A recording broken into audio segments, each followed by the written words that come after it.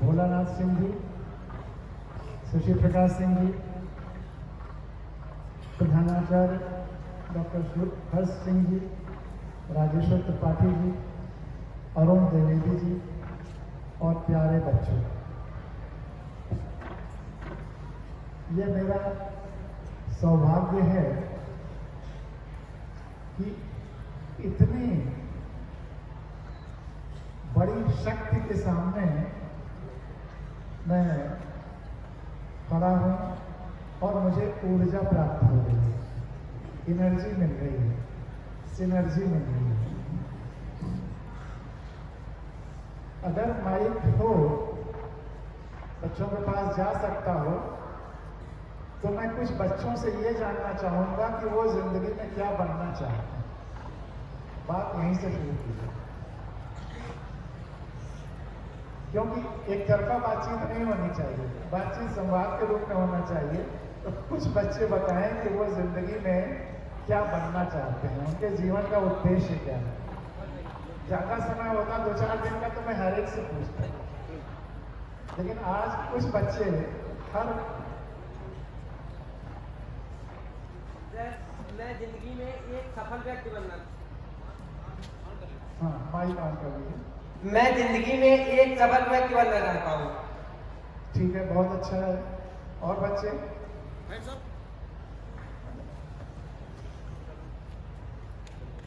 Mic on ही रहने दीजिए। Sir, मेरा नाम रवि है और सर सफल तो सब लोग बनते हैं, मतलब मैं जब सफल बनूंगा तो सबसे पहले मैं अपने देश के लिए कुछ करूंगा।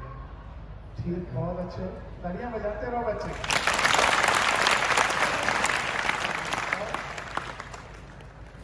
अपने लिए तालियां बजाना सीखो, सबसे जरूरी है अपने अंदर हौसला रखना और अपने के लिए तालियां। और जल्दी जल्दी दूसरे तरफ दीजिए। अगर कोई बच्ची आ जाओ बेटा, आ जाओ, माइक नहीं दे, स्वागत है आपका। माइक दे दीजिए, माइक दे दीजिए।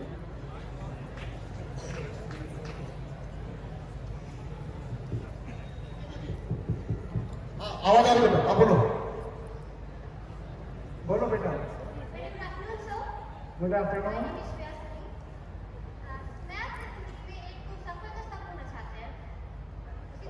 जो किसी ने भी कह दिया उसको मत रिपीट करिए, कुछ नया, कुछ अलग बताइए।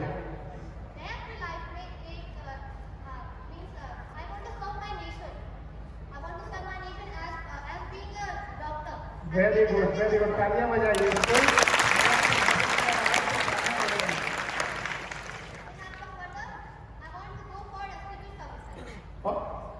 For civil services and doctor both. Very good. एक चीज बच्चों बता दूं, ये जो बातचीत हो रही है, तुम जो बता रहे हो वो हो जाओगे 100% में गारंटी देता हूँ, और अगर ना हो तो मेरे को मुकदमा कर देना। सोच समझ के बताना, मेरे पास जादू है, वो जादू ही बताऊंगा तुमको कि तुम जो जो सोचोगे वो होता ही है। मैं अपने बारे में बता दूं, मैं बोरा झोरा लेके आम के पेड़ के नीचे पढ़ता था, गांव में रहता था, शहर से 45 किलोमीटर दूर। पेड़ के नीचे तुम भी बैठे हो, इसलिए मुझे अच्छा लगता है। सुबह जो प्रोग्राम शशि जी को बहुत अच्छा लगता है, भावगंगा का मेरा, वो इसीलिए अच्छा लगता है कि मैं पेड़ के नीचे बैठ करके बोलता हूँ। तो पेड़ के नीचे पढ़ना या सोचना एक अपने में अद्भुत शक्ति देता है। तो मैं ये कह रहा था कि जब मैं बेसिक प्राइमरी पाठशाला में बोरा झोरा लेकर जाकर आम के पेड़ के नीचे पढ़ता था, उस समय जो जो मैंने सपने देखे थे और आगे भी जो जो सपने देखे, सब पूरे होते चले गए, सच होते चले गए। तो वो जो सोच रहे हैं वह आपको सीधे सीधे आज देने जा रहा हूं, लेकिन उसकी एक शर्त है, वह शर्त भी रखूंगा, और अगर आप उस शर्त को मानेंगे या समझेंगे तो आप सब जितने 8000 बच्चे यहाँ देख रहे हैं, चाहे कमरों के अंदर से चाहे सामने बैठे हुए, सबकी हर इच्छा पूरी हो जाएगी। कोई इच्छा ऐसी नहीं है जो आप बताने जा रहे हैं वो नहीं होगा, सब संभव होगा। वो बाद में बताऊंगा कैसे होगा, लेकिन मैं गारंटी देता हूँ। अब और बच्चे कुछ बताएं अपना। Thank you. तुम्हारे दोनों सपने पूरे होंगे। और क्या बच्चा? नहीं बताने दो, कुछ और नए नए प्रोफेशन हाँ बताइए sir.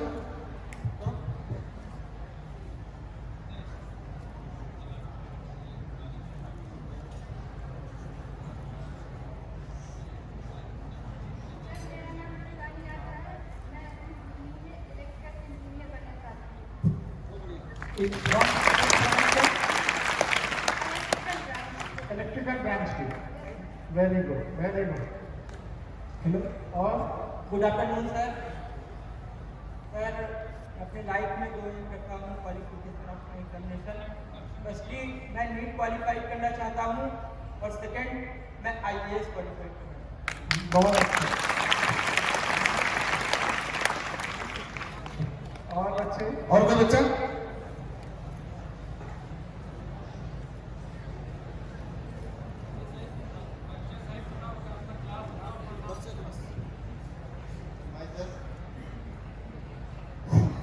Myself, Abhishek Tripathi from Viswanath India College Kanpur. मैं एग्रीकल्चर का छात्र हूँ। मेरा सेक्शन 12F2 है। सर मैं डॉक्टर APJ अब्दुल कलाम जी से प्रेरित होकर मैं एक सफल बिजनेसमैन बनना चाहता हूँ, जिससे कि मैं देश की गरीबी को मैं दूर करना चाहता हूँ। क्योंकि मैं बिजनेसमैन बनने का जो मैं धन अर्जित करूँगा उसको मैं अपने वंश में बांटने से पहले मैं जो गरीब दुखी लोग हैं जो रास्ते में मांगते हैं, मैं जाता हूँ घर तो देखने को मिलता है कुछ छोटे छोटे बच्चे हैं जो कि कहते हैं कि दे दो मदद से धन या कुछ भी मांगते हैं, तो मुझे देना अच्छा नहीं लगता। क्योंकि मैं ऐसा कुछ करना चाहता हूँ जिससे कि वो लोग पढ़ें, पढ़ाई के साथ साथ कुछ ऐसा भी करें जिससे कि उनको कमाई भी हो और नॉलेज भी हो, अपने देश के लिए भी कुछ करें और कुशलता से अपना जीवन व्यतीत करें। तो मैं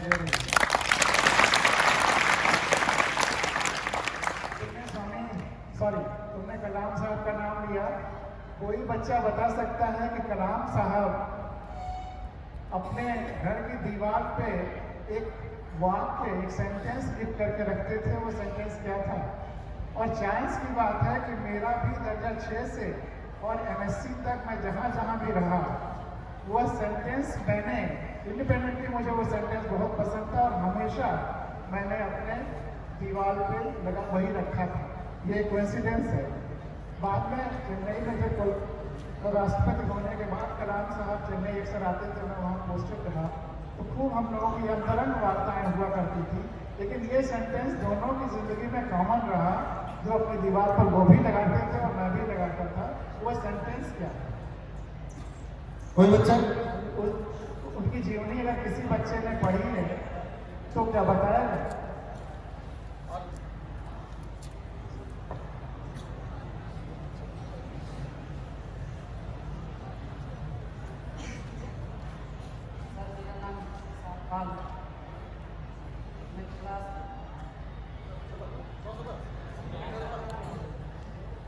मैं क्लास 12 में 5 में पढ़ता हूँ। वो लिखे थे अपने दीवार पर कि आप अपना भविष्य नहीं बदल सकते, परंतु अपने आप में बदल सकते हैं। अपने आप से बदलने से आपका भविष्य अवश्य बदल जाएगा। और वो लाइफ में वैज्ञानिक बनना चाहते हैं।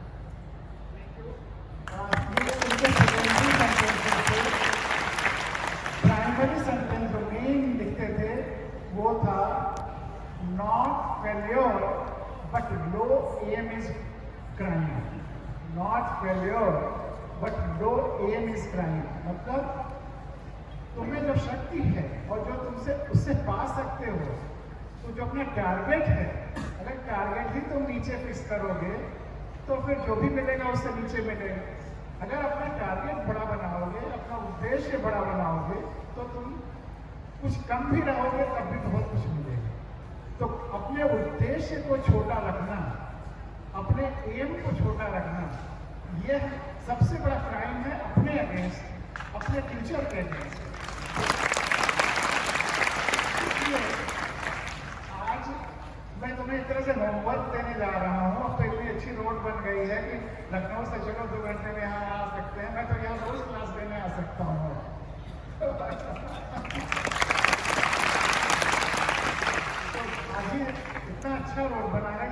बहुत अच्छी बात है। तो मैं एक होमवर्क आप लोगों को दे करके जा रहा हूँ, सारे बच्चों को, कि वो अभी बहुत सारे बच्चे इसलिए भी नहीं बता पा रहे हैं कि उनका एम क्या है, वो लाइफ में बनना क्या चाहते हैं, क्योंकक्योंकि उन्होंने इस पर सोचा ही नहीं है। आज से इस पर भी सोचना शुरू करो और आज से इस पर सोचना शुरू करो। डायरियां लिखो, उस डायरी में लिखो कि तुम्हारा एम क्या है। एक तो उस पर स्पष्टता आनी चाहिए कि तुम्हारे जीवन का उद्देश्य क्या है। और कलाम साहब को याद करते हुए यह ध्यान रखना है कि तुम अपने उद्देश्य को जितना बड़ा लिख सको, जितना बड़ा बना सको, उतना बड़ा बना। तो ये चीजें मैं फिर जब दोबारा आऊंगा तो हर बच्चे से चाहे लिखवा के रखूंगा, उसको आकर के देखूंगा, चाहे ऐसी बातचीत करूंगा, लेकिन हर बच्चे से मैं यह उम्मीद करूंगा कि वो अपने लाइफ का क्या टारगेट है उसको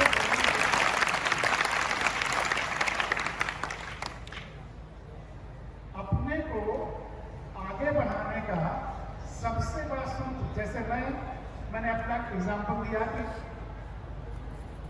गांव में अगर मेरा कोई उस समय सपना था, मैं याद करता हूँ कि बचपन में जब गांव में रहता था तो मेरा सपना क्या था उस समय। तो जैसे जैसे बच्चा बड़ा होता है उसके सपने बड़े होते चले जाते हैं। मेरा सपना था कि काश शहर में मेरा कोई दोस्त होता और वो मुझे खत लिखता। इतना छोटा सा सपना, छोटा सा, अगर 2, 3, 4 क्लास में।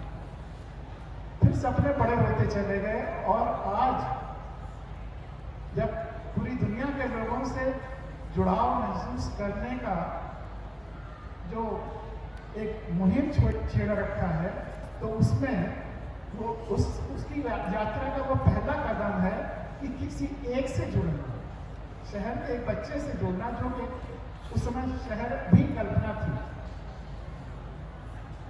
लेकिन इस यात्रा में मेरी जो सबसे ज्यादा सहायक कोई रहा है तो मेरी डायरी रही। मैं तुम सब लोगों से कहूंगा कि एक डायरी रखो। और डायरी, कोई डायरी जो आती हैं, डायरियां बिकती हैं, कोई जरूरी नहीं, एक कोई कॉपी भी रख सकते हो। उसमें तुम जो सोचते हो वो लिखो, जो प्लान बनाते हो वो लिखो, अपने कमियों को लिखो कि मेरे में ये कमियां हैं, अपना डिटर्मिनेशन लिखो, सब कुछ उसमें लिखो और तुम देखोगे कि कैसे वो डायरियां तुम्हें आगे बढ़ाती चली जाएंगी, बनाती चली जाएंगी। और उसमें सच्चाई के साथ लिखो। मेरी 2006 से लेकर आज तक की सारी डायरियां रखी हुई हैं। पहले डायरियां छोटी छोटी होती थी, भाई साहब बैंक में थे, उनको डायरियां मिलती थी, छोटी डायरियां मुझे दे देते थे, बड़ी डायरियां उनको लिखते थे। उन छोटी डायरियों से यात्रा शुरू हुई, लेकिन उस समय से लेकर आज तक मैं डायरियां लिखता हूँ। वो डायरियां मेरी सबसे बड़ी निधि है, सबसे बड़ा एसेट है।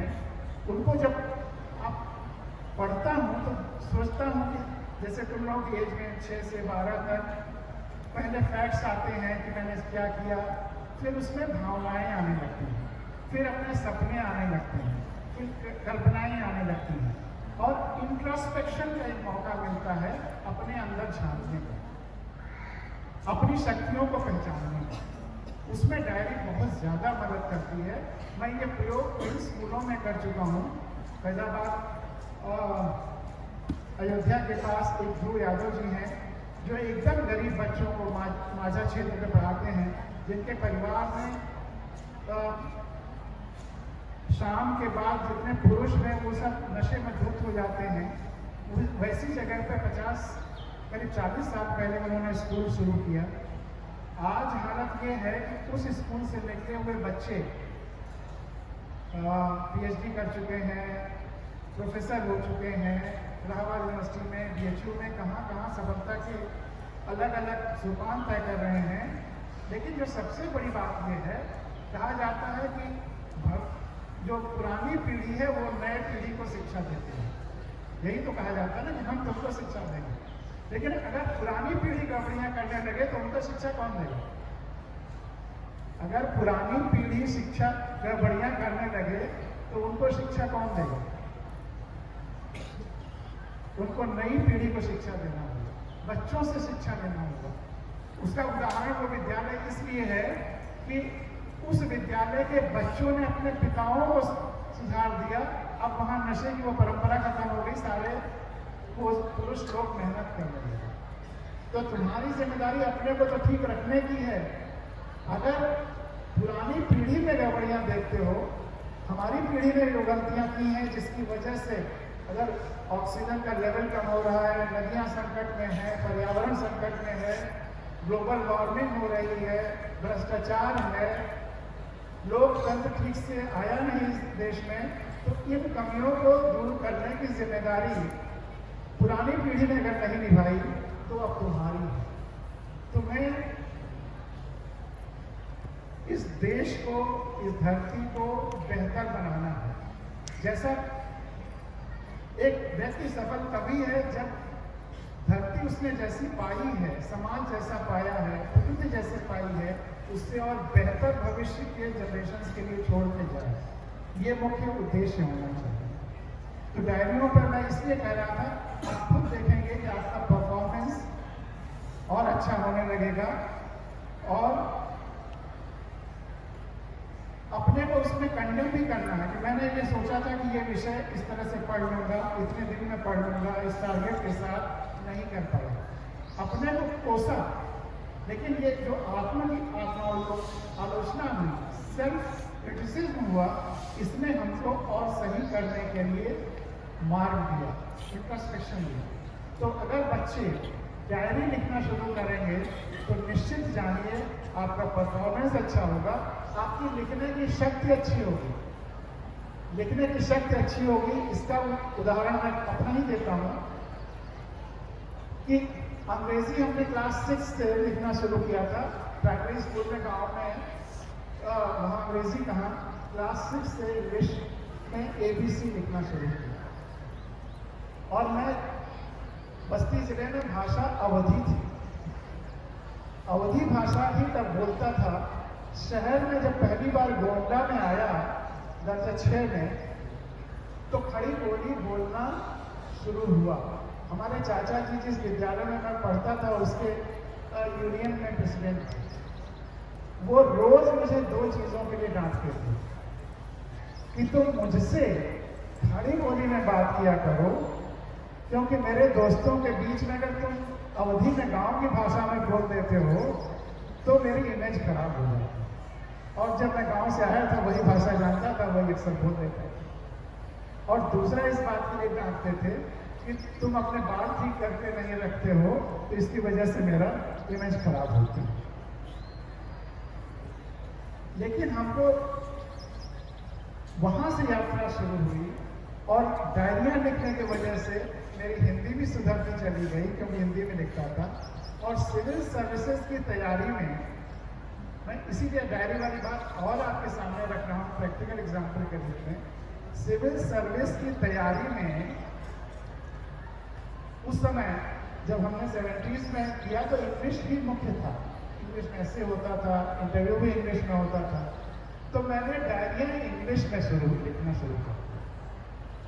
मैंने डायरियां इंग्लिश में लिखना शुरू कर दिया और उसका नतीजा ये रहा कि मेरी इंग्लिश अच्छी होती चली गई। आज दुनिया के किसी भी व्यक्ति से, मैं अमेरिका में भी जाता हूँ, इंग्लिश में मेरे व्याख्यान होते हैं, IIMs में मेरे व्याख्यान होते हैं, हर जगह होता है। तो मैं और किसी से कम अच्छी इंग्लिश नहीं जानता हूँ या नहीं बोलता हूँ। या मेरा अंग्रेजी का उपन्यास आया विंड द ऑर्फन डे, इसमें भी, इस अंग्रेजी के ज्ञान को बढ़ाने में भी मेरी डायरियों ने बहुत बड़ा योगदान दिया कि क्योंकि मैंने शून्य से यात्रा शुरू की है, इसलिए मैं और अपना एग्जाम्पल लेकर के भी आपके सामने एक एग्जाम्पल के रूप में भी हूँ कि आप जहाँ हैं उससे जितने आपके सपने की ऊंचाई हो वहाँ तक की यात्रा आप बहुत आसानी से कर सकते हैं। लेकिन एक आपके डायरी आपको बनाने के लिए, आपको हौसला देने के लिए एक बहुत महत्वपूर्ण टूल रहेगा, आपको मोटिवेट करने के लिए, और आपकी मेहनत और सततता, कंटिन्यूटी, तो अभी जब मैं वो फार्मूला बताऊंगा कि आपके सारे सपने कैसे पूरे होंगे, उस पर भी आएंगे। लेकिन डायरी का एक और महत्वपूर्ण चीज मैं बताना चाह रहा हूं कि अगर आप अपना उद्देश्य, जो कलाम साहब ने कहा था कि अगर आपका उद्देश्य ही नीचे होगा तो आप फिर क्या पाएंगे। अगर आपका उद्देश्य है कि मुझे पास होना है तो पास हो जाएंगे, उससे ऊंचा मुश्किल हो जाएगा। आप जो हाईएस्ट हो सकता है वो उद्देश्य रखें, और वो डायरियों ने उसमें भी मुझे मदद की। जब मैं हाई स्कूल के आसपास पहुंचा तो मैंने अपनी डायरियों में रोज लिखना शुरू किया कि मुझे हाई स्कूल में यूपी बोर्ड में टॉप करना है। 2 साल 9th और 10th 720 दिन मैंने अपनी डायरियों में पहला सेंटेंस यही लिखा रोज कि मुझे हाई स्कूल बोर्ड में टॉप करना है। मैं जिस तरह से, जिस बैकग्राउंड से आया था, लोग मेरे ऊपर हंस सकते थे, हंसते ही थे, लेकिन हाई स्कूल में मेरी विदिन 10 पोजीशन आई यूपी बोर्ड। फिर इंटर में भी यही, बाकी 11वें और 12वें में रिपीट किया कि मुझे फिर 12th में भी, इंटर में भी यूपी बोर्ड टॉप कर दिया, और वहां भी विदिन 10 पोजीशन। इलाहाबाद यूनिवर्सिटी में गया, वहां भी ये रोज लिखता रहा कि मुझे बीएससी में इलाहाबाद यूनिवर्सिटी में टॉप करना है, वहां भी विदिन 10 पोजीशन है। फिर सिविल सर्विसेज की जब तैयारी शुरू की, एक चीज मैं और बताऊं कि मैं अपनी डायरियों को कभी बैग में जाकर के पढ़ता हूं, बीएससी तक मेरी डायरियों में सिविल सर्विसेज में अपीयर होने का कोई टारगेट नहीं था। क्या सोच सकते हो कि मेरी जिंदगी का उद्देश्य डायरियों में क्या लिखा हुआ था? माता पिता की सेवा करना। माता पिता की सेवा करना, यही मेरे जीवन का सबसे बड़ा उद्देश्य है। और जब वो इस धरती पर नहीं रहे तो उनकी जगह पर, माता पिता की जगह पर, मैंने देश और धरती को रख दिया है। अब उद्देश्य है देश और धरती की सेवा।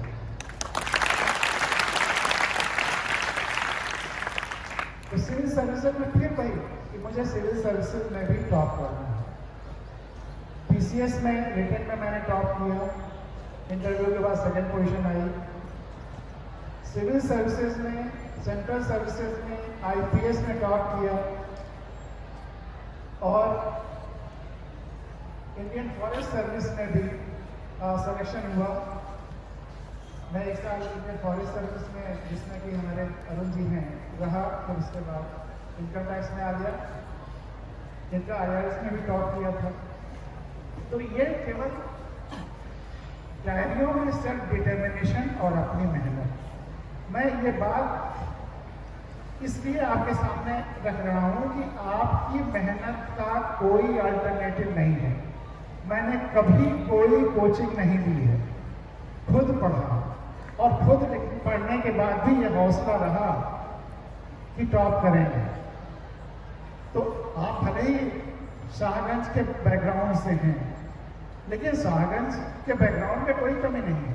अगर आप डिसाइड करते हैं, आप गांव से भी आते हैं, कहीं से भी आते हैं, अगर आपने डिसाइड किया है कि आप जिस क्षेत्र में जाना चाहते हैं वहां टॉप करेंगे, तो निश्चित है कि अगर आप टॉप नहीं करेंगे तो 2nd, 3rd, 4th, 5th, 6th आएंगे। लेकिन अपना हौसला वो रखिए, डिटर्मिनेशन वो रखिए, और उसको करने के लिए कोशिश करिए। अपनी मेहनत का कोई सब्स्टिट्यूट नहीं है। कोई कोचिंग इंस्टीट्यूट आपको सफल नहीं बनाता। आपकी अपनी मेहनत ही आपको सफल बनाएगी। इस चीज को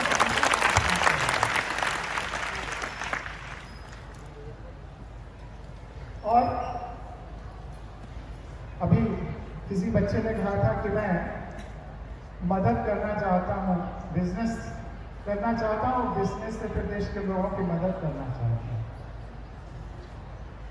मदद कैसे होनी चाहिए, इस पर भी मैं कुछ कहूँगा, लेकिन उसके पहले हम उस बात पर आते हैं जो मैंने पहले कहा था कि मैं वो सूत्र बताऊंगा कि जिससे तुम्हारे सारे सपने सच हो जाएंगे। इसलिए बहुत सोच समझ करके अपने सपनों का चयन करना कि अगर वो सच हो जाए तो तुम्हें ये न कहना पड़ेगा ये तो मैंने गलत सोच लिया था और हो गया।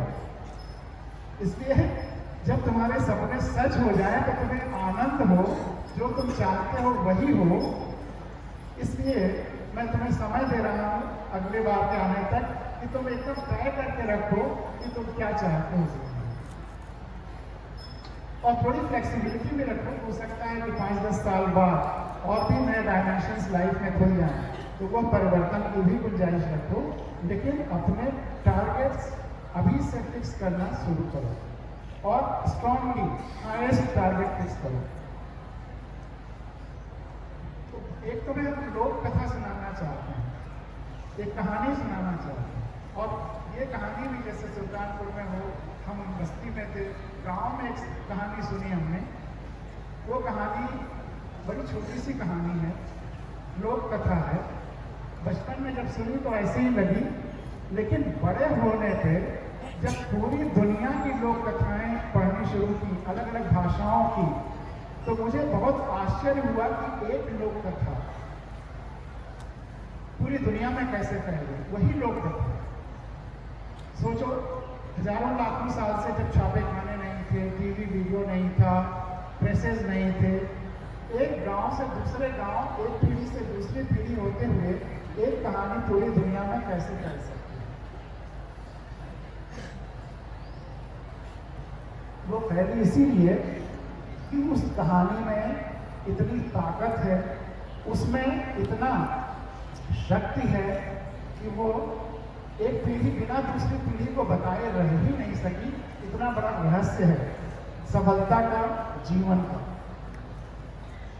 तो पहले वो कहानी बड़े संक्षेप में तुम्हारे सामने रखता हूँ और फिर उससे इस मैसेज पे। 2 चिड़िया थी, बहुत भूखी थी। 2 चिड़िया, तोता मैना कह लो, कोई भी, अलग अलग भाषाओं में, अलग अलग देशों में लोक कथा में जो चर्चा हुई, चिड़िया की आवाज़ भी एक आ रही है, कोयल की शायद या किसी और। तो 2 चिड़िया थी। देखो, चिड़िया की बात हो गई तो चिड़िया भी सुनने लगी। प्रकृति जुड़ी हुई है एक दूसरे से। हम समझते हैं कि वो हमारी बात नहीं समझती है, लेकिन वो हमारी बात समझती है। कम्युनिकेशन पर कभी चर्चा होगी तो इस पर भी और विस्तार से चर्चा करेंगे। तो तोता मैना कह रहे दोनों चिड़िया, जो मैंने अपने गाँव में सुना, दोनों बहुत भूखे थे। बहुत ढूंढने पे उन्हें एक दाल का दाना मिलता है। उसको सोचते हैं कि न्यायपूर्वक आधा आधा कर लें, उस पर खूंटे से रगड़ते हैं। रगड़ने से वो तोते, वो जो दाल का दाना है वो 2 हिस्सों में बंट जाता है, लेकिन खूंटे में कोई छेद या दरार नहीं होगी, आधा हिस्सा उसमें फंस जाता है। आधा जो बाकी बचा हुआ हिस्सा है उसको लेकर मैना उड़ जाती है। अब तोते का आधा हिस्सा है जो उसमें फंसा हुआ है। हो सकता है बच्चों तुमने सुना हो, टीचर्स लोगों ने जरूर सुना होगा, हमारे मित्रों ने। तो तोते का आधा हिस्सा है जो खूंटे में फंसा हुआ है। तोता जब नहीं निकाल पाता अपनी चोंच से तो बढ़ई के पास जाता है और बढ़ई से कहता है, बढ़ई बढ़ई खूंटा, जैसा अवधि में मैंने सुना अपने गाँव में कि बढ़ई बढ़ई खूंटा चीरो, खूंटे में दाल बा, का खाई का टीका ले पढ़े से। बढ़ई उसको डांटता है, हम तोते तुम्हारे छोटे से दाल के दाने के लिए हम खूंटा क्यों चीरें। फिर वो राजा के पास जाता है, राजा राजा बढ़ई डांटो, बढ़ई ना खूंटा चीरे। राजा भी डांटता है, तुम्हारे छोटे से दाल के दाने के लिए हम बढ़ई को डांटें। रानी के पास जाता है, रानी रानी राजा छोड़ो, पूरी बात कहता है, रानी भी डांटती है। सांप के पास जाता है, सांप सांप रानी डसो या सांप सांप रानी काटो, सांप भी डांटता है। लाठी के पास जाता है, लाठी लाठी सांप मारो, लाठी भी डांटता है। आग के पास जाता है, आग आग लाठी जलाओ, आग भी डांटता है। नदी के पास जाता है, नदी नदी आग बुझाओ, नदी भी डांटती है। हाथी के पास जाता है, हाथी हाथी नदी सोखो, नदी पी लो, पानी इसका पी लो, हाथी भी डांटता है। अब तोता निराश होकर के जा रहा है, उसका रोना एक चींटी सुनती है। और चींटी आकर उससे रोने का कारण पूछती है। और जब तोता पूरी बात बताता है तो चींटी कहती है चलो मेरे वश में जितना है उतना मैं करूँगा। और चींटी के वश में क्या है? रेंगना। तो वो हल्के से हाथी के सूंड में रेंग के जाने लगती है। तब हाथी कहता है, जैसा मैंने अपने अवधि में सुना, कि सूंड में घुसो उसो मत कोई, हमको नदी सोखा भी। और जब हाथी नदी सोखने को तैयार हो जाता है तो नदी आग बुझाने को, आग लाठी जलाने को, लाठी सांप मारने को, सांप रानी डसने को, रानी राजा छोड़ने को और राजा बढ़ई डांटने को तैयार हो जाता है और उसको डालकर जाना मिल जाता है। अब इस पूरी कहानी में सबसे ताकतवर कौन है? चींटी। बिल्कुल सही। अपने सही जवाब के लिए ताली बजाओ। लेकिन अगला सवाल वो भी मैं इसी तरह से सही उम्मीद करूंगा तुम लोगों से। चींटी अपने किस गुण के कारण सबसे शक्तिशाली है? रेंगने की। तो सांप ही तो रेंगता है।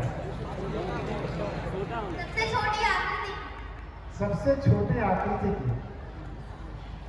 चलो इसको लगभग सही मान लेते हैं। और है? अपने विश्वास के कारण। ये भी काफी अच्छा उत्तर है, बहुत अच्छा उत्तर है। इस उत्तर के लिए ताली बजाओ। ऐसा उत्तर चाहता हूं जिसमें 2 बार तुमको ताली बजाने का मन हो। क्योंकि चींटी अपने से दुगना वजन उठा सकती है। अपने से ज्यादा वजन उठा सकती है। अपने से ज्यादा वजन उठा सकती है। और हाँ, क्या भैया क्या कह रहे हो?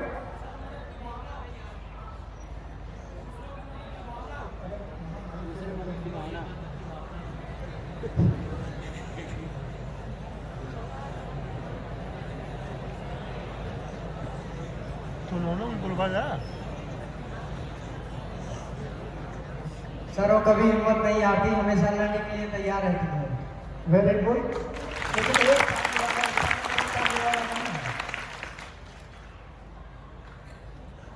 कितना समय शशि जी और है?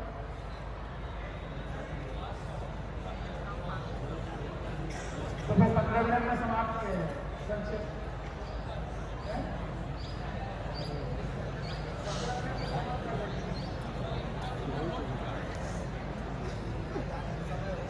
ठीक है, 3:45 बजे है, 4 बजे समाप्त करेंगे बहुत तेजी से। तो इसके बाद उत्तर नहीं पूछेंगे, सीधे सीधे उत्तर पर आ जाते हैं। अगर मैं कहूं कि चींटी में जो सबसे बड़ा गुण था वह था संवेदना का। संवेदना जानते हो? दूसरे की वेदना को जब हम अपनी वेदना जैसा समझते हैं तो वो होती है संवेदना।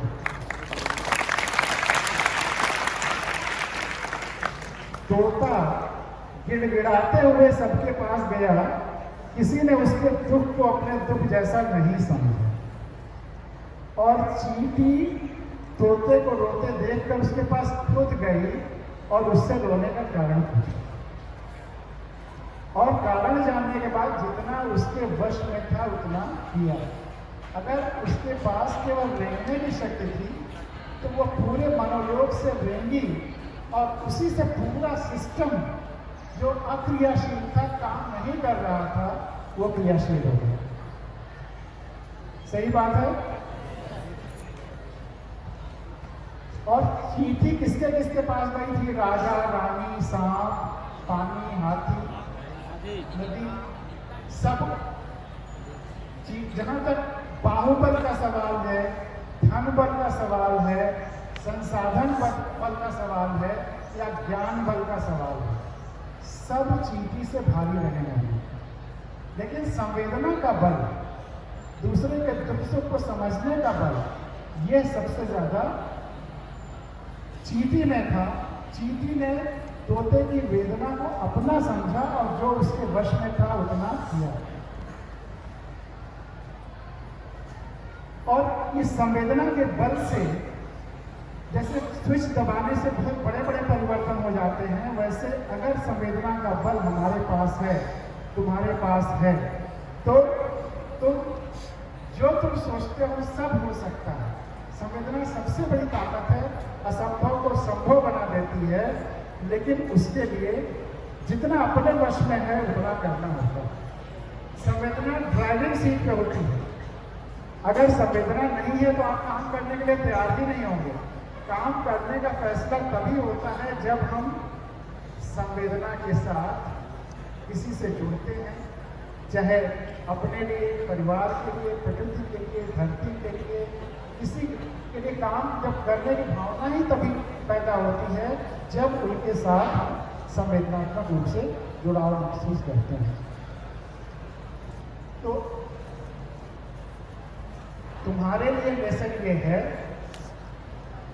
कि तुममें जो भी शक्ति है, संवेदना के साथ अगर आज से लग जाओ तो जो भी तुम सोच रहे हो वह संभव हो जाएगा। असंभव शब्द तुम्हारे डिक्शनरी में नहीं होना चाहिए। रोज डायरिया लिखो, अपने डिटर्मिनेशन लिखो, जो जो तुम सोचोगे वह सब हो जाएगा। हो सकता है कि ये 8,000 बच्चे हिंदुस्तान का और दुनिया का भविष्य बदल दें। असंभव नहीं है। इसमें से कुछ बच्चे इंटर के फिजिक्स के भी होंगे, साइंस के। रेजोनेंस पढ़ाया जाता है। अच्छा, जो भी साइंस के प्रिंसिपल्स हैं वो जीवन में, सोशियोलॉजी में, लाइफ में सब अप्लाई होते हैं। सिद्धांत सब हर जगह लगते हैं। रेजोनेंस क्या कहता है कि अगर दो एंटिटीज एक ही फ्रीक्वेंसी पर और सेम एम्पलीट्यूड के वाइब्रेट करें तो इनफाइनाइट एम्पलीट्यूड हो जाता है। यही तो है रेजोनेंस।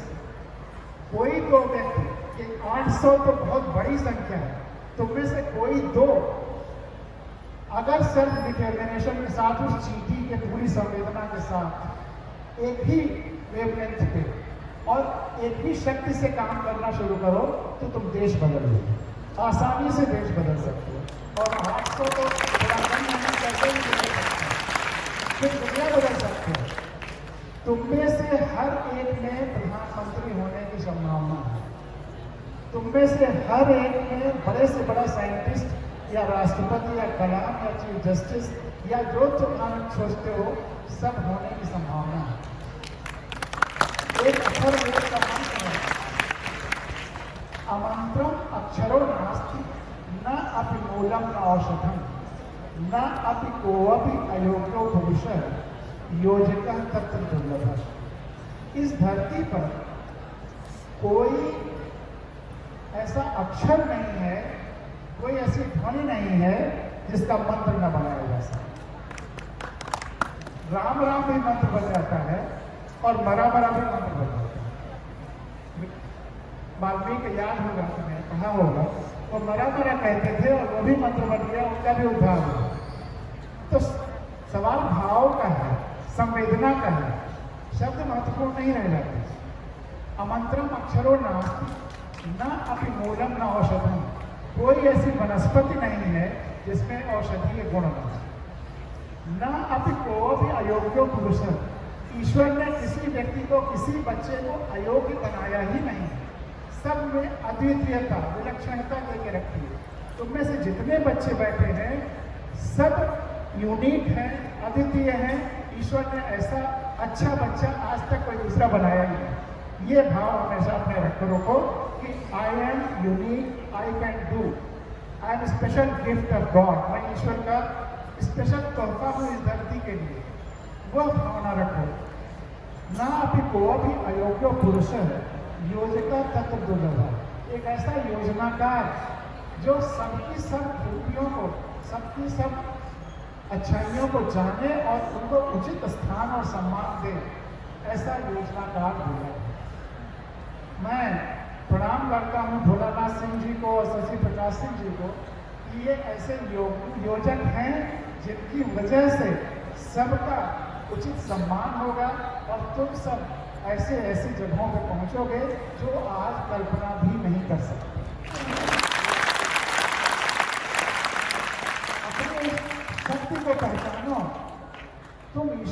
विलक्षण कृति होगी। और जो ये मैं कह रहा हूँ, यह केवल हवा में बातें नहीं है। एक किताब तुमने पढ़ी होगी, तो चांद पढ़ी है, या उसका एक चैप्टर शायद बाद में हाई स्कूल लेवल के सिलेबस में आ गया था। तो चांद नाम सुना है किसी ने? जापान का एक टीचर,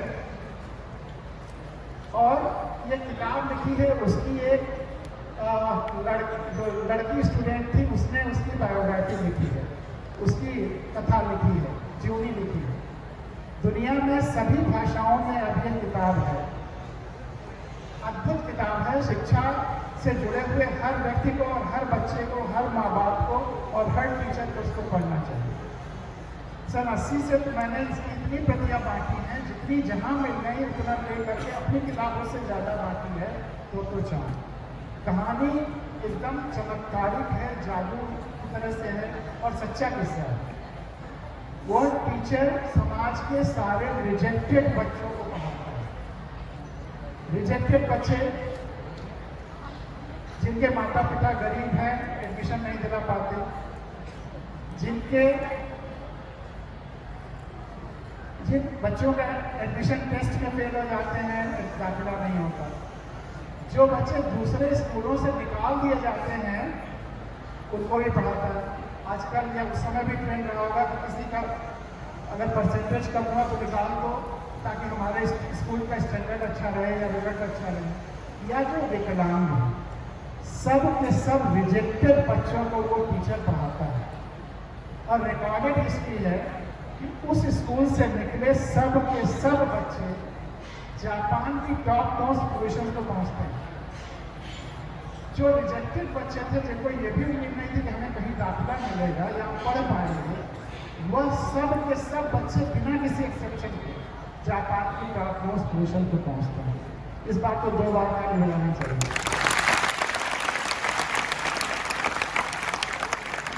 और वो बच्चे, वो टीचर, उसके पास ज़्यादा संसाधन नहीं है। कभी ट्रेन की स्टार्टेड बोगी में, कभी पेड़ के नीचे, ऐसे ही पढ़ाता है। लेकिन बच्चों में छिपी हुई जो शक्ति है उसको पढ़ाता है, उसको उभारता है। उनमें जो विलक्षणता है, शिक्षा व्यवस्था का काम यह होना चाहिए कि जो तुममें क्षमता है उस दिशा में तुमको आगे ले चला जाए, तब तुम सफल ही सफल होगे। अगर तुम्हें इच्छा कुछ और है, अंदर से तुम्हें शक्ति कुछ और है और तुम्हें कुछ और कराया जाएगा, तो तुम्हें सफलता नहीं मिलेगी। तो सफलता के लिए मुझे बहुत खुशी है कि कुछ बच्चों ने कहा कि मैं सफल होना चाहता हूँ। सफल होने के लिए तुम्हारे अंदर जो शक्ति है उसको पहचानना होगा, पेरेंट्स को पहचानना होगा, तुम्हारे टीचर्स को पहचानना होगा। और वो चांद टीचर उन बच्चों की क्षमता को, उसके अंदर की शक्ति को पहचानने की कोशिश करता था और उन्हें उसी दिशा में ले जाता था। इसीलिए वो सब के सब बच्चे जापान की टॉप मोस्ट पोजीशन पर पहुँचे। अगर एक स्कूल में ये हो सकता है तो यहाँ क्यों नहीं हो सकता? तो मैं तो ईश्वर से प्रार्थना करता हूँ, तुम्हें बार बार आने को तैयार हूँ कि तुममें से हर बच्चे हिंदुस्तान की टॉप मोस्ट पोजीशन पर पहुँचे, तुममें से हर एक के सपने मिले, कोई कमतर न रह जाए। और मैं बात कर रहा था, एक और महत्वपूर्ण बात है, जब मदद की बात आई तो स्वामी विवेकानंद कहा करते थे, उनकी वो बात याद रखना जिंदगी भर मदद के लिए, कि कभी इस बात का इंतजार मत करना कि जिसको तुम्हारी मदद की जरूरत है वो तुमसे मदद मांगने आएगा। कभी इस बात का इंतजार मत करना कि जिसको तुम्हारी मदद की जरूरत है, और ये मदद तो पैसे रुपए की नहीं, श्रम की भी हो सकती है, विचार की भी हो सकती है, हौसला देने की भी हो सकती है। जिसको तुम्हारी मदद की ज़रूरत है, कोई ज़रूरी नहीं कि वो तुमसे मदद मांगने आएगा। ऐसा भी हो सकता है कि किसी को तुम्हारी मदद की ज़रूरत हो और उसमें इतनी शक्ति न हो कि वो तुम्हारे पास आ सके, या उसकी आवाज़ में इतनी शक्ति न हो कि वो तुम्हारे पास आकर कुछ मांग सके। तो जो जाओ और ढूंढो कि किसको तुम्हारी मदद की ज़रूरत है और उसको वह मदद देने की कोशिश करो। अगर तुम रास्ते में स्कूल से आ जा रहे हो, कोई पेड़ सूख रहा है उसको तुमने पानी दे दिया तो एक बहुत बड़ा काम कर दिया। हमेशा जहाँ संभव हो मदद करने की कोशिश करनी है। अब संविधान की बात अगले 3-4 मिनट में, क्योंकि संविधान के रूप में परिचय मेरा दिया गया। पिछले 7 सालों से संविधान का महायज्ञ पूरे देश में कर रहा हूँ, संविधान कथाएं कह रहा हूँ। तो जो चींटी वाली कहानी हमने तुमको सुनाई थी, ये बताओ कि उस कहानी में इतनी बुराइयां हैं, व्यवस्था की सब असंवेदनशील थे, लेकिन एक अच्छाई थी कि चींटी को बेरोक-टोक राजा के पास, तोते को बेरोक-टोक राजा के पास जाने का मौका तो मिल गया। राजा से जाके वो बोल तो आई कि राजा राजा बड़ी डांटो। क्या आज एक आम आदमी हमारे देश के सो-कॉल राजाओं के पास बेरोक-टोक जाकर के अपनी बात कह सकता है? तो जब बेरोक-टोक जाकर के बात कह ही नहीं सकता तो उसके दुख का निवारण कैसे होगा? उस कहानी में कम से कम चींटी राजा के पास पहुंच तो गई बेरोक-टोक। और दूसरा सवाल मैं आपसे करना चाहता हूं कि इस देश का मालिक कौन है? इस देश का मालिक कौन है?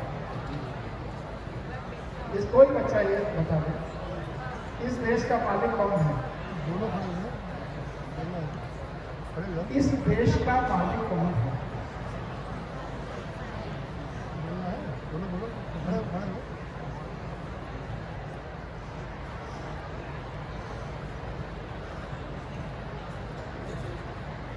इस देश के मालिक हमने क्योंकि है कि हम हैं तो मालिक है, कि हम नहीं तो मालिक भी नहीं। मैं इस देश का मालिक कौन है? कि हम लोग सब लोग। वाह, ताली बजाओ। के लोग इस देश के मालिक हैं और ये मालिकियत हम भारत के लोगों को किसने सौंपा है? हैं? ब्रिटिश क्वीन से जब हम गुलाम थे, हमारे मालिक ब्रिटिश क्वीन थी, उससे आज हम भारत के लोग अपने मालिक हैं और हम सेवक चुनते हैं, चाहे विधानसभा के लिए, चाहे लोकसभा के लिए, चाहे कार्यपालिका के लिए, जो भी हैं वो सब हमारे सेवक हैं। मालिक हम भारत के लोग हैं। तो इसमें हम भारत के लोगों को देश का मालिक बनाया है।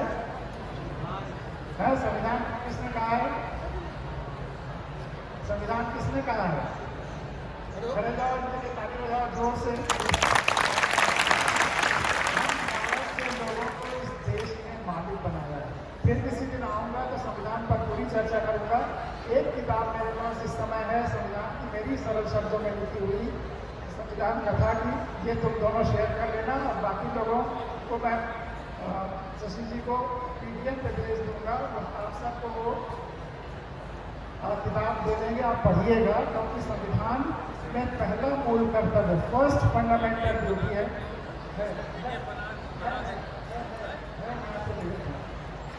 भारत के एक चीज ये जान लो कि इस देश का एक ही कानून है जिसके आधार पर ये देश चलता है और वो है भारत का संविधान। और इस संविधान में जो पहला कानून है, हर व्यक्ति का जो पहला कर्तव्य है वो है कि भारत के संविधान का पालन करना और उसके आदर्शों का आदर करना। संविधान का पालन और आदर देश के हर नागरिक का पहला कर्तव्य है, आपका भी, हमारा भी, सबका। लेकिन अगर जानेंगे ही नहीं तो पालन और आदर कैसे करेंगे? इसलिए आप सबको संविधान जानना है और दूसरों को बताना है, क्योंकि हम लोग पिछले 7 साल से संविधान सबको बताने जाने की कोशिश करते हैं। ज़्यादातर लोगों को संविधान पता ही नहीं है। इसलिए आपको ये जिम्मेदारी भी देकर के जा रहा हूँ कि संविधान खुद पढ़ेंगे और सबको पढ़ाएंगे। मैं केवल जागो गणराज्य लागू में संविधान देश की आत्मा है, देश की आज़ादी की आत्मा है और संविधान की आत्मा उसका प्रियम्बल या भूमिका है। मैं प्रियम्बल पढ़ रहा हूँ, 1-2 मिनट लगेगा और मैं चाहूँगा कि आप सब मेरे पढ़ने को दोहराएं, क्योंकि वह सबसे बड़ा दस्तावेज है इस देश की आत्मा है वो प्रियम्बल मैं पढ़ता हूँ, इससे बहुत सारी चीज़ें आपको स्पष्ट हो जाएंगी और वहीं पर मैं अपनी बात को विराम दूंगा। और जो बच्चे ने कहा है बहुत खुशी है कि सही सवाल संविधान का मुझे जवाब मिले कि देश के मालिक हम भारत के लोग हैं और ये मालिकियत संविधान देता है। संविधान कैसे देता है ये इसके प्रियम्बल में ही स्पष्ट है, तो मैं पढ़ता हूँ, आप दोहराइएगा। आप इतनी जोर से दोहराइए कि गूंज पूरे देश में पहुंच जाए, धरती पर पहुंच जाए। मुझे जहाँ पर कक्षाओं में है वहाँ से भी, जहाँ से आपकी आवाज आएगी, हम भारत के लोग, हम भारत के लोग, बहुत बढ़िया, भारत को एक संपूर्ण प्रभुत्व संपन्न, प्रभुत्व का मतलब होता है अब इस देश पर न कोई बाहरी दबाव है न आंतरिक दबाव है, न कोई बाहरी देश या ताकत इसको नियंत्रित कर सकती है, न देश का कोई समूह या प्रदेश या ताकत इसको नियंत्रित कर सकती है। यह केवल भारत के लोग ही इसको नियंत्रित कर सकते हैं। इसलिए यह प्रभुत्व संपन्न का अर्थ यह हुआ। प्रभुत्व संपन्न, समाजवादी, पंथ निरपेक्ष,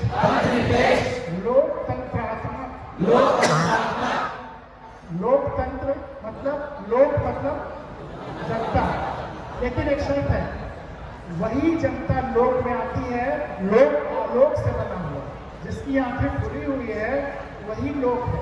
खुली हुई आंखों वाली जनता ही लोक है, बंद आंखों वाली जनता भीड़ है। तो लोक बनना है, लोक बनाना है, और लोक का तंत्र, जनता का तंत्र, लोकतंत्र, गणराज्य, गण मतलब हम वही पब्लिक, हम भारत के लोग, और राज्य मतलब पब्लिक का राज्य, जनता का राज्य। गणराज्य बनाने के लिए तथा उसके समस्त नागरिकों को सामाजिक, आर्थिक और राजनीतिक न्याय, विचार, अभिव्यक्ति, विश्वास, धर्म और उपासना की स्वतंत्रता, प्रतिष्ठा और अवसर की समता प्राप्त कराने के लिए तथा उन सब में व्यक्ति की गरिमा और राष्ट्र की एकता और अखंडता सुनिश्चित करने वाली बंधुता बनाने के लिए दृढ़ संकल्प होकर अपनी इस संविधान सभा में आज तारीख 26 नवंबर 1949 ईस्वी को एतद द्वारा इस संविधान को अधिनियमित मतलब ये नियम बना और आत्मार्पित मतलब खुद से खुद को समर्पित कर दिया। यानी कि संविधान हम भारत के लोगों ने बनाया और खुद को अर्पण कर दिया। खुद संविधान बनाया अपने चुने हुए करीब 400 प्रतिनिधियों द्वारा, जो संविधान सभा उन 400 प्रतिनिधियों की बनी, उसने करीब 3 साल मेहनत करके संविधान बनाया। तो एतद द्वारा इस संविधान को अंगीकृत, इस समाज को संविधान को अधिनियमित और आत्मार्पित। तो ये संविधान 26 नवंबर 1949 को पास हुआ संविधान सभा में और 26 जनवरी से पूरी तरह से लागू किया गया। काफ़ी अर्थों में 26 नवंबर 49 से भी लागू हो गया था। ये पूरी संविधान का और आप और ज़्यादा पढ़ना चाहेंगे तो गूगल पे, नेट पे हर जगह उपलब्ध है, यहाँ लाइब्रेरी में भी होगा। संविधान पढ़ के रखिएगा। अगली बार आऊँगा तो संविधान पर एक क्विज प्रतियोगिता भी रखेंगे और आपसे चर्चा भी करेंगे। लेकिन हम आखिरी सवाल ये आप लोगों तक छोड़ते हैं कि अगले 1 साल में आप कितने लोगों को भारत का संविधान बताएंगे जो नहीं जानते? खुद पढ़ेंगे और अगले साल में 1 साल में कितने लोगों को भारत का संविधान बताएंगे?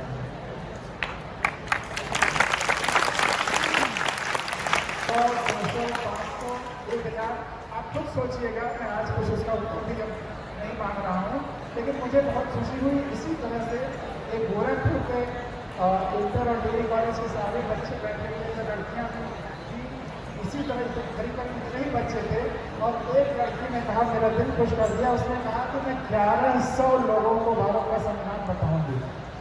उस लड़के के लिए ताली बजा दीजिए। मैंने पूछा, बेटा कैसे कर पाओगी? उसने कहा 3 ही तो रोज हुए, 3 लोगों को भारत के संविधान के बारे में रोज बताऊंगे, रोज 3 लोगों को बताऊंगे। तो ये हौसला हो तो सब कुछ हो सकता है। यही पर मैं अपनी बात खत्म कर रहा हूँ। तुम्हारे शब्द को प्रणाम करता हूँ, तुम्हारे संक्षेप को प्रणाम करता हूँ। अच्छा बता के रखा है, संविधान के जो सवालों में तुमने सही जवाब दिया, और सभी आयोजक मित्र को, सभी को